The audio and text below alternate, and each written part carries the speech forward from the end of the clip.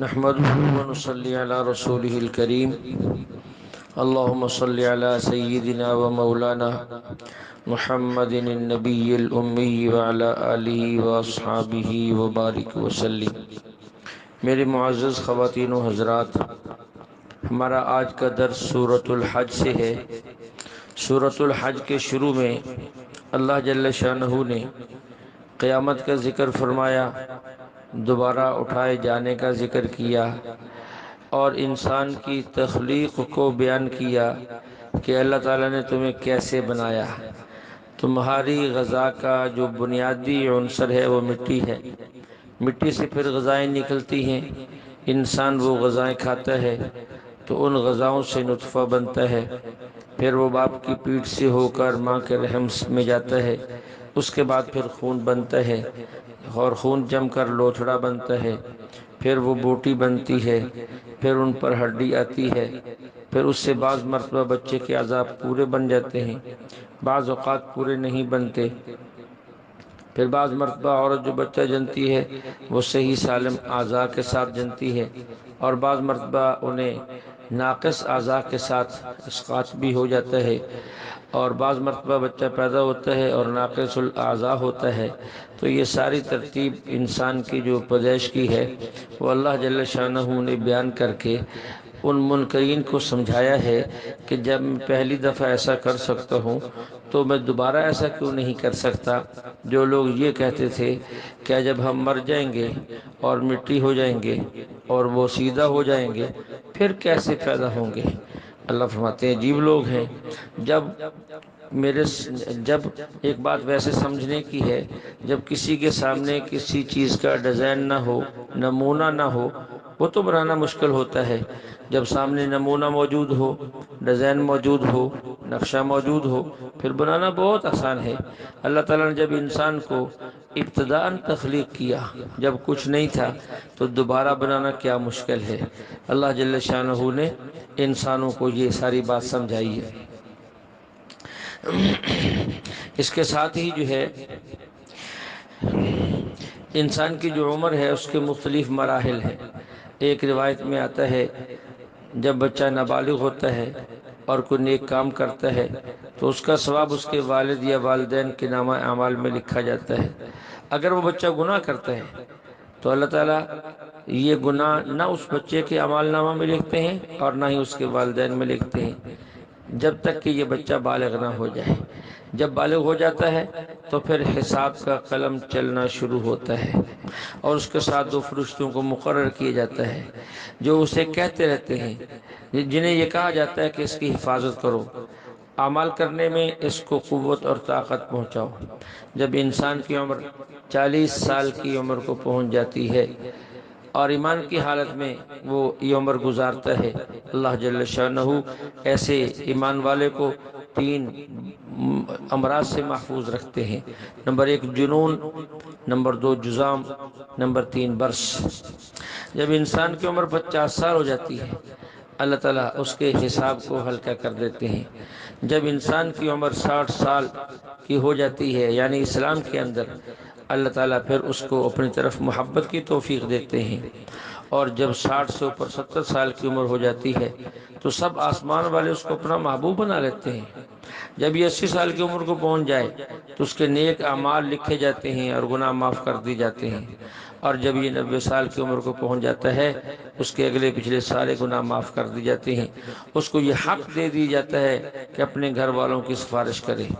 اللہ رب العزت اب اس بندے کو امین اللہ اور اسیر اللہ کا لقب دیتے ہیں، اور جب اس سے بھی عمر میں آگے بڑھتے ہیں جسے ارذل العمر کہا گیا ہے تو کہتے ہیں کہ اس کے وہ اعمال جو وہ جوانی میں کیا کرتا تھا اب نہیں کر سکتا، اب برابر اس کے نامہ اعمال میں لکھے جاتے ہیں، لیکن جو وہ جوانی میں گناہ کرتا تھا وہ گناہ نہیں لکھے جاتے، صرف جو ہے نیکیاں لکھی جاتی ہیں۔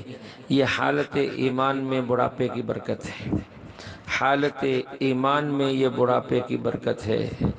اس طرح ایک حدیث کا مفہوم ہے، جب انسان اسلام کی حالت میں بوڑھا ہو جاتا ہے اس کے بال سفید ہو جاتے ہیں، اللہ جل شانہ فرماتے ہیں اللہ جل شانہ اس کا حیا کرتے ہیں اور اسے عذاب نہیں دیتے۔ اس پر ایک بات یاد آئی، ایک شخص کہنے لگا کہ یہ سفید، اگر کوئی شخص سفید بالوں کے ساتھ فوت ہو جائے، اللہ رب العزت اس کا حیا کرتے ہیں، اسے عذاب نہیں دیتے۔ اگر کوئی شخص جو ہے وہ اپنی داڑھی کو کلر لگائے، رنگ لگائے، مہندی لگائے، تو پھر کیا ہوگا؟ تو اس بات کو سمجھیں۔ جب بندہ قرآن پاک کی کسی آیت کو یا کسی حدیث رسول کو سمجھتا نہیں ہے تو پھر اسے الجھن ہوتی ہے، اشکال پیدا ہوتا ہے۔ اگر سمجھ جائے تو الجھن ختم ہو جاتی ہے، اشکال بھی ختم ہو جاتا ہے۔ اب یہ سمجھا کہ یہاں بال کے سفید ہونے سے مراد بال کا رنگ ہے؟ نہیں، ایسا نہیں ہے، بلکہ اس سے مراد انسان کے بڑھاپے کی عمر ہے۔ اگر کوئی انسان بوڑھا ہو جائے، یعنی اس کی عمر بڑھاپے کی عمر کو پہنچ گئی اور اس کے بال سفید نہ ہوئے، پھر بھی اسے یہ فضیلت حاصل ہو جائے گی۔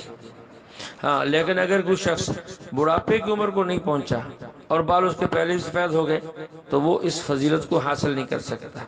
بہت سے لوگ ایسے دیکھے گئے ہیں جن کی عمر بہت زیادہ ہوتی ہے لیکن بال سفید نہیں ہوتے، لیکن وہ بڑھاپے کی عمر کو پہنچ چکے ہیں۔ باقی رہی یہ بات کہ بالوں کو یہ سیاہ خضاب لگانا چاہیے کہ نہیں۔ دیکھیے، داڑھی کو اور بالوں کو خضاب لگانے کی اجازت ہے اور کالے خضاب سے بچنے کی ضرورت ہے۔ اس سے فرمایا گیا وَاجْتَنِبُوا السَّوَادَ، سیاہی سے بچو۔ لیکن اس کو سمجھنے کے لیے ایک قرآن پاک کی سورۃ رحمان کی ایک آیت کو سمجھے۔ اللہ تعالیٰ جو ہے جنت کی صفات کو بیان کرتے ہوئے فرماتے ہیں مدہامتان، مدہامتان۔ اب دیکھیے، کسی بھی پودے یا درخت کا کالا ہونا کمال نہیں بلکہ سبز ہونا کمال ہے۔ تو وہ باغات اللہ فرماتے ہیں اتنے گہرے سبز ہوں گے کہ سبز ہونے کے باوجود سیاہ نظر آئیں گے، یہ کمال ہے۔ تو میں نے یہ بات سمجھنے کی ہے کہ بال اگر کوئی اس انداز سے رنگتا ہے کہ وہ کالے نہیں ہیں لیکن دیکھنے والے کو کالے محسوس ہوتے ہیں، آمنے سامنے بیٹھ جائیں تو یوں لگے کہ یہ سیاہ نہیں ہے، 10 15 20 فٹ کے فاصلے سے کوئی دیکھتا ہے تو وہ یوں لگتا ہے کہ کالے ہیں، تو یہ کالے کے حکم میں نہیں آئیں گے، یہ سیاہ کے حکم میں نہیں آئیں گے۔ سیاہ وہ ہوگا جو واقعتاً سیاہ ہو، جو صرف دور سے دیکھنے میں سیاہ لگے اور قریب جا کر دیکھنے میں سیاہ نہ لگے۔ بعض دفعہ ہم باغات کو دیکھتے ہیں دور سے تو وہ واقعتاً سیاہ لگتے ہیں، لیکن جب قریب جائیں تو ان کے پتے سبز ہوتے ہیں۔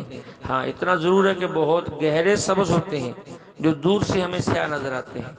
تو نظر آنا یہ عیب کی بات نہیں ہے، حقیقت کے اندر ویسا ہونا یہ ٹھیک نہیں ہے۔ اس کے بعد جو ہے ایک بات یہ بھی سمجھیں کہ حق ہمیشہ غالب رہتا ہے اور حق اپنا راستہ خود بناتا ہے، بس صرف انسان کے ذمہ یہ ہے کہ وہ اخلاص کے ساتھ اس کی محنت میں لگا رہے۔ اسی سورۃ حج کی ایک آیت، أَلَمْ تَرَ أَنَّ اللَّهَ يَسْجُدُ لَهُ مَنْ فِي السَّمَاوَاتِ وَمَنْ فِي الْأَرْضِ وَالشَّمْسُ وَالْقَمَرُ وَالنُّجُومُ وَالْجِبَالُ وَالشَّجَرُ وَالدَّوَابُ وَكَثِيرٌ مِّنَ النَّاسِ۔ یہاں ساری مخلوق کے سجدہ کا ذکر ہے کہ ساری مخلوق اللہ کے سامنے جھکتی ہے، آسمانوں میں جو مخلوق ہے، زمینوں میں جو مخلوق ہے، حتیٰ کہ سورج، چاند، ستارے، پہاڑ، درخت، تمام قسم کے جانور اور چوپائے، اور لوگوں میں سے بھی بہت سے لوگ وہ ہیں جو رب کے سامنے جھکتے ہیں، سجدہ کرتے ہیں، اور انسانوں میں بعض ایسے جو نہیں بھی جھکتے۔ اس پر پہلے ایک اعتراض آیا تھا، اس کا جواب بھی دیا تھا کہ امداد المشتاق الی اشرف الاخلاق، حضرت حکیم الامت تھانوی رحمۃ اللہ علیہ کی کتاب ہے کہ جس کے اندر انہوں نے حاجی امداد اللہ مہاجر مکی رحمۃ اللہ علیہ کا ایک ملفوظ لکھا ہے کہ حاجی صاحب فرماتے تھے، کہتے جنید بغدادی رحمۃ اللہ علیہ بیٹھے ہوئے تھے، ایک کتا سامنے سے گزرا، جنید بغدادی کی نگاہ اس کتے پر پڑ گئی تو وہ کتا صاحب کمال ہو گیا، ایسے کہ شہر کے سارے کتے اس کے پیچھے پیچھے، وہ جہاں بیٹھتا سب اس کے ارد گرد حلقہ بنا کر بیٹھتے اور مراقبہ کرتے۔ اس پر جتنے اشکالات تھے وہ اس سے پہلے گزر چکے ہیں۔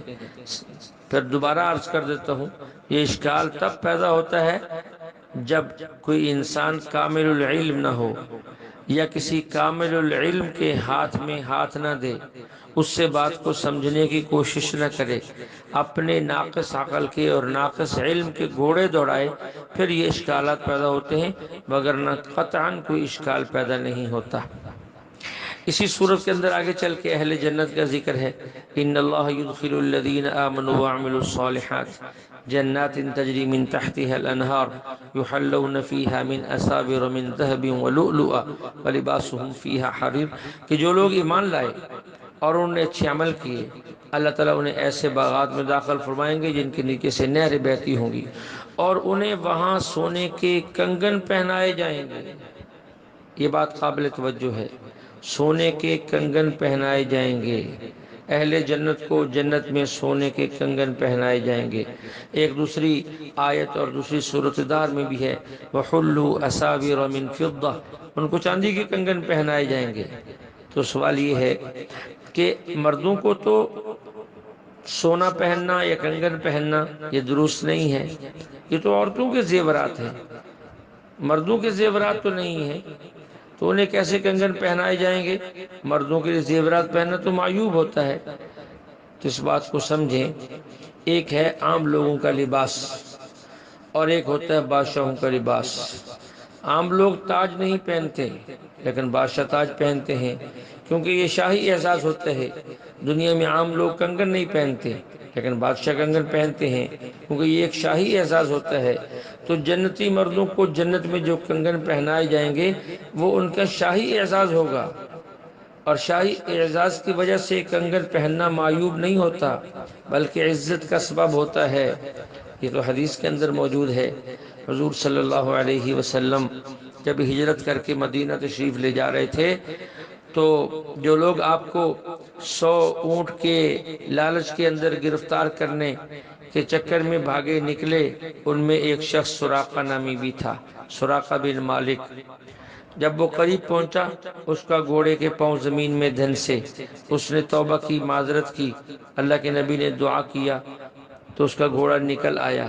ایک دفعہ یا غالباً کئی دفعہ ایسا ہوا، بالآخر آپ علیہ السلام نے فرمایا، وہ سراقہ اس وقت تیری کیا حالت ہوگی؟ ایک وقت آئے گا فارس کے بادشاہ کسریٰ کے کنگن تجھے پہنائے جائیں گے۔ دیکھو اللہ کے نبی نے خوشخبری، فارس کے بادشاہ کسریٰ کے کنگن تمہیں پہنائے جائیں گے۔ اس سے بات واضح ہوگی کہ بادشاہ جو کنگن پہنتے ہیں وہ شاہی اعزاز ہوتا ہے۔ پھر وہ وقت آیا کہ سراقہ بن مالک کو اللہ نے اسلام کی توفیق دی، مسلمان ہو گئے، حضور علیہ السلام دنیا سے پردہ فرما گئے۔ حضرت عمر کا دور آیا، فارس فتح ہو گیا، کسریٰ کا مال بطور غنیمت مسلمانوں کے پاس آیا، اور اس میں وہ کنگن بھی تھے جو کسریٰ پہنا کرتا تھا۔ حضرت عمر رضی اللہ عنہ نے فرمایا کہ بلاؤ کسریٰ کو اور یہ کنگن پہنو، اور ہاتھ اوپر کر کے کہو اللہ اکبر لا الہ الا اللہ۔ حضور علیہ السلام کی دی ہوئی پیشین گوئی پوری ہو گئی۔ اللہ کے نبی نے فرمایا تھا کسریٰ کے کنگن تجھے پہنائے جائیں گے۔ تو دیکھیے یہ بات قابل اشکال نہیں ہے، اور جنت کے اندر جانے کے بعد تو ویسے بھی اشکال نہیں ہے۔ وہاں انسان شریعت کا مکلف نہیں ہے۔ دنیا کے اندر مرد ریشم نہیں پہن سکتا، جنت میں ریشم پہنے گا۔ یہاں شراب نہیں پی سکتا، وہاں شراب پینے کی اجازت ہوگی۔ اسی طرح یہاں سونے کا زیور نہیں پہن سکتا، وہاں سونے کا زیور پہنے گا۔ تو اس لیے جنت کے احکام مختلف ہیں، اس لیے کہ جنت کے اندر تو اللہ فرماتے ہیں وَلَكُمْ فِيهَا مَا تَشْتَهِي أَنفُسُكُمْ وَلَكُمْ فِيهَا مَا تَدَّعُونَ وَلَكُمْ فِيهَا مَا تَشْتَهِي الْأَنفُسُ وَتَلَذُّ الْأَعْيُنُ، وہاں تو جو چاہو گے، جو دل چاہے گا وہ ملے گا۔ تاج بھی ملے گا، کنگن بھی پہنائے جائیں گے، اس پر کوئی تعجب کی بات نہیں ہے۔ سب سے اہم بات یہ ہے کہ انسان جو ہے وہ دین کی فہم پیدا کرے، دین کی سوجھ بوجھ پیدا کرے۔ اگر وہ سمجھ نہیں آئے گی تو پھر بات سمجھ میں نہیں آئے گی۔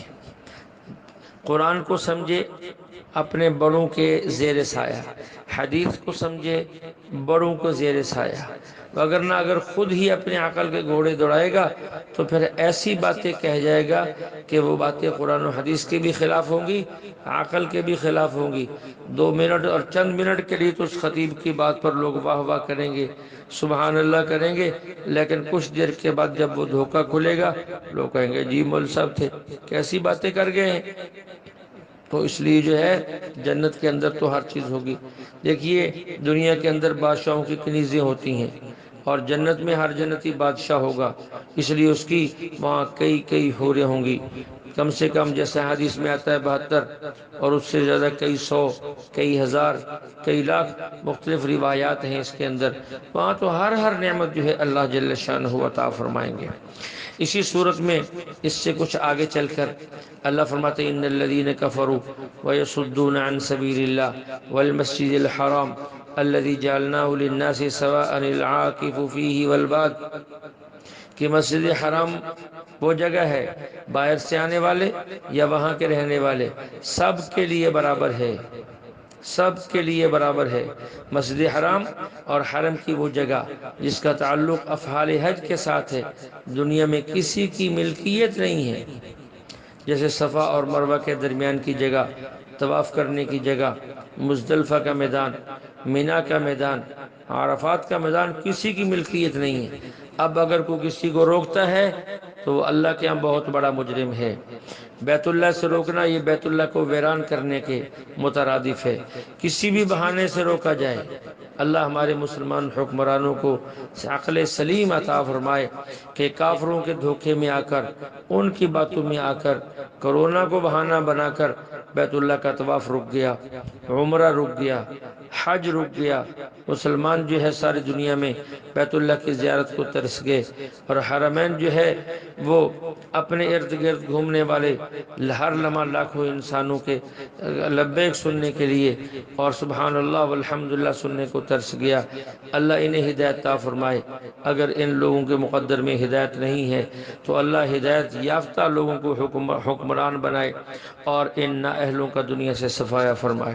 اسی طرح اس صورت کے اندر وَإِذْ بَوَّأْنَا لِإِبْرَاهِيمَ مَكَانَ الْبَيْتِ أَلَّا تُشْرِكُوا بِي شَيْئًا وَطَهِّرْ بَيْتِيَ لِلطَّائِفِينَ وَالْقَائِمِينَ وَالرُّكَّعِ السُّجُودِ۔ ابراہیم علیہ السلام کو خانہ کعبہ کی تعمیر کا جو حکم دیا گیا تھا، اس کی بنیادیں بتا دی گئی تھیں کہ یہاں اس کی بنیادیں ہیں اور یہاں سے یہاں تک اس کی جگہ ہے، یہاں تعمیر کی جائے۔ کیونکہ سب سے پہلے اس خانہ کعبہ کی تعمیر فرشتوں کے بعد حضرت آدم علیہ السلام کے زمانے میں ہوئی، پھر حضرت نوح علیہ السلام کے زمانے میں جب طوفان آیا تو اس کی تعمیر اٹھا لی گئی اور اس کی بنیادوں کے نشان باقی رہ گئے، وہ جگہ متعین کر دی گئی۔ اللہ فرماتے ہیں وَطَهِّرْ بَيْتِيَ لِلطَّائِفِينَ وَالْقَائِمِينَ وَالرُّكَّعِ السُّجُودِ، میرے گھر بیت اللہ کو طواف کرنے والوں کے لیے، عبادت کے لیے کھڑے ہونے والوں کے لیے، یہاں رکوع اور سجدہ کرنے والوں کے لیے پاک رکھیے۔ یہ نام اس وقت دیے جب بیت اللہ کی تعمیر نہیں تھی۔ اس کی وجہ یہ ہے کہ بیت اللہ در و دیوار کا نام نہیں ہے، بلکہ اس جگہ اور زمینی ٹکڑے کا نام ہے جس پر بیت اللہ کی تعمیر ہے۔ ظاہر ہے یہ اس وقت بھی موجود تھا، آج بھی موجود ہے، آئندہ بھی موجود ہوگا، تو یہ حکم اسی کے لیے ہے۔ ابراہیم علیہ السلام نے خانہ کعبہ کی تعمیر کی، اور یہ بھی ذہن میں رہے کہ خانہ کعبہ کی جو تعمیر ہے وہ اب تک تقریباً 10 دفعہ ہو چکی ہے، مختلف ایام میں اس کی تعمیر ہوتی رہی ہے۔ اللہ جل شانہ کعبہ شریف کی بھی حفاظت فرمائے، مسجد حرام کی بھی حفاظت فرمائے، اور حرم شریف کی بھی حفاظت فرمائے، حرم مدینہ کی بھی حفاظت فرمائے، اور مسلمانوں کے ایمان کی اور ان کے مال و جان کی بھی حفاظت فرمائے، اور حرمین کے دروازوں کو امت مسلمہ کے لیے اللہ جلدی کھول دے، اور جلدی جو ہے وہاں تک سب کے لیے بآسانی رسائی آسان فرما دے، اور اللہ جل شانہ اس گنہگار کے لیے جو دوسروں کے لیے دعا کر رہا ہے اس کے لیے بھی وہاں کے دروازوں کو کھول دے اور روز روز کی حاضری مقدر فرما دے۔